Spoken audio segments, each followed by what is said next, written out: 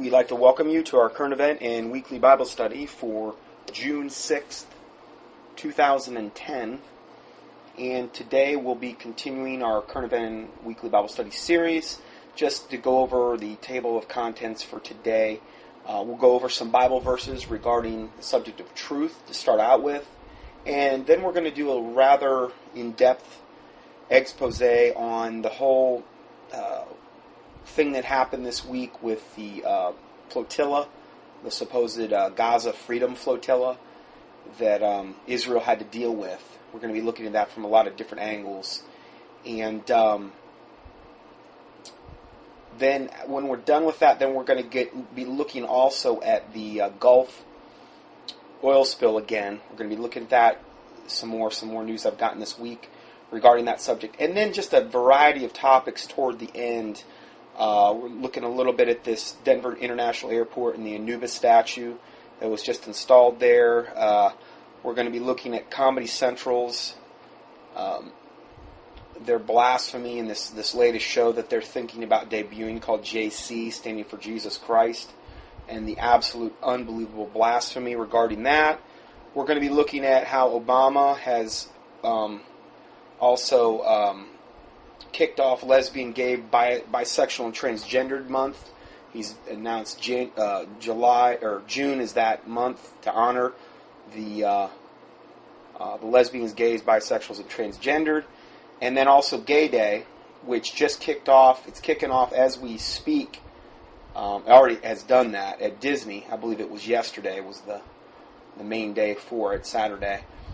And just touching on the documentary I was in, Aquarius, The Age of Evil, touching on that at the very end. This is going to be a rather in-depth study. I really spent a lot of time this week, probably more time this week than I've ever spent on a study. It started literally Sunday night because this information is just pouring in, and it's to the point now where I can hardly even keep up with it. Even though this is the only thing I'm really focused on right now, there's just so much of it coming in. And literally, the way things are looking, I really don't know on a week-to-week basis if this will be my last study. So, I'm trying to do as much as I can, if that were to be the case, to supply as much warning as I can as well, and to verify and cross-confirm. So just to start off with, here's some Bible verses just regarding the subject of truth. And these come up a lot. I'll have people emailing me, just came up 2 or 3 times this week, and they're frustrated at people, their friends or their family, or many times people that call themselves Christians. They don't want to hear any of this type of information. They don't want to know about it. They don't want to hear about it. They are content with their knowledge base. They're content with the nightly news and with whatever they're getting at church. And they're ignoring a lot of things in the Bible regarding the end times, regarding the strong delusion, regarding the fact that evil men and seducers are going to wax worse and worse, deceiving and being deceived. 2 Timothy 3:13. So these evil men and seducers are waxing, meaning growing, worse and worse, and their main objective is to deceive you. The Bible talks about in the latter times some shall depart from the faith, giving heed to seducing spirits and doctrines of devils, speaking lies in hypocrisy, and having their conscience seared with a hot iron. So all of that speaks to deceiving and deception. All of that, departing from the faith, heed to seducing spirits, doctrines of devils. These are all lies. And so this is, if we were ever to be on guard, if there was ever a time period that we were supposed to be on guard, now is the time. Now is the time, would be the last time you would ever take at face value what the mainstream, secular, satanically controlled media is telling you. Granted, not to say that every bit of what comes out of secular media is all lies, or it could sometimes be 90% truth and 10% lie, but that's what rat poison is. Rat poison's like, 99%, 98 or 99% good rat food, and 1 to 2% poison. That's all it takes, because the Bible says a little leaven leaveneth the whole lump. And so we have to really be on guard for this. There's verse after verse after verse. Jesus Christ said in Matthew 24, the main thing that you want to bear in mind regarding the end times is, take heed that no man deceive you. We're and again, I could sit here and just do a total study on that one thing. But just some verses regarding dealing with people that don't care about truth or have no interest in truth. Because a lot of people, I've already been there, done it, kind of regarding the subject, and maybe these verses will help you some. Because there comes a time when you stop dealing with people like that. You don't want to waste your effort anymore. And let's just look at these verses. Proverbs 18:13 says, he that answereth a matter before he heareth it, it is a folly and shame unto him. So the people that, they've already, their mind's made up. Don't confuse them with the facts. They already know. Now, sometimes I'll get people accusing me of this. The thing is the vast majority of the time that I would ever be accused, I've already seen their argument 40 other times and dealt with it. I get some of these emails I get are, these just laundry list, page after page of all these questions.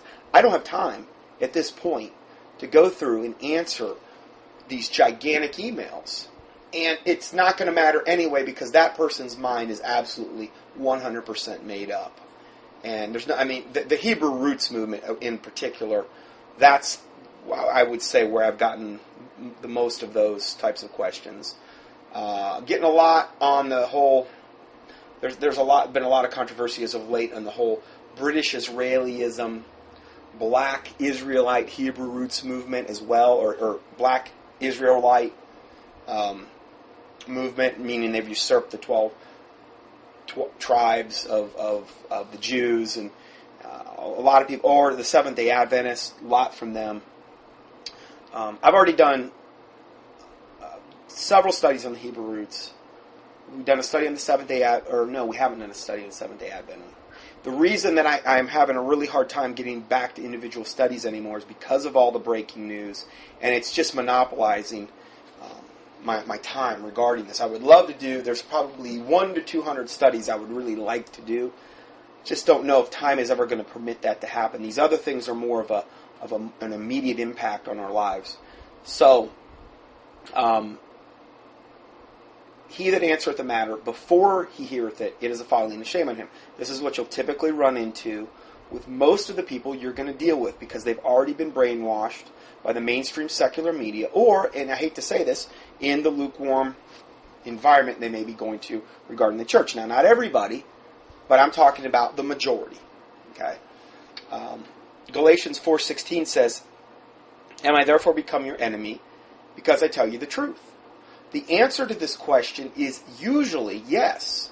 You will become someone's enemy when you tell them the truth, because they don't have any real interest in the truth. Most people. Not all, but most. So just understand that when you become a born-again Christian and you start operating in truth, and you start trying to give that truth out to your friends or even the people you've went to church with, most of the time they're going to want nothing to do with it, and they will become your enemy on some level or another. That is common. That is essentially, from my experience, pretty much normal. It's just the way it goes. Jesus Christ said, "Think not that I came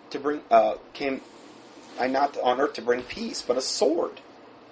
And a man's foes will be those of his own household." So that a lot of times will happen too, with family members as well. Proverbs. Now, here's two verses back to back. And when I first saw these as kind of a new Christian, I was really confused about these until I had a pastor explain to me the difference. And I'm going to explain to you the difference right now. Proverbs 26:4 says, "Answer not a fool according to his folly, lest thou also be like unto him."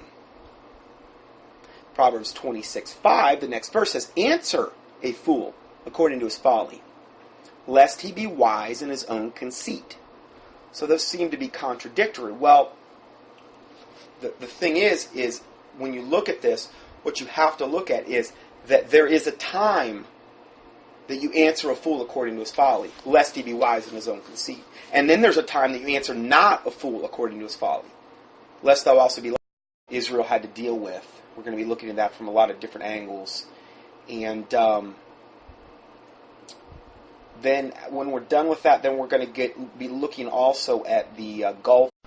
We'd like to welcome you to our current event and weekly Bible study for June 6th, 2010.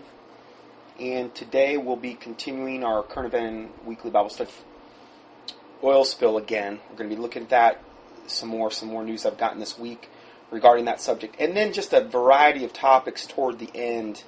We're looking a little bit at this expose on the whole thing that happened this week with the flotilla, the supposed Gaza Freedom Flotilla, that series. Just to go over the table of contents for today, we'll go over some Bible verses regarding the subject of truth to start out with, and then we're going to do a rather in-depth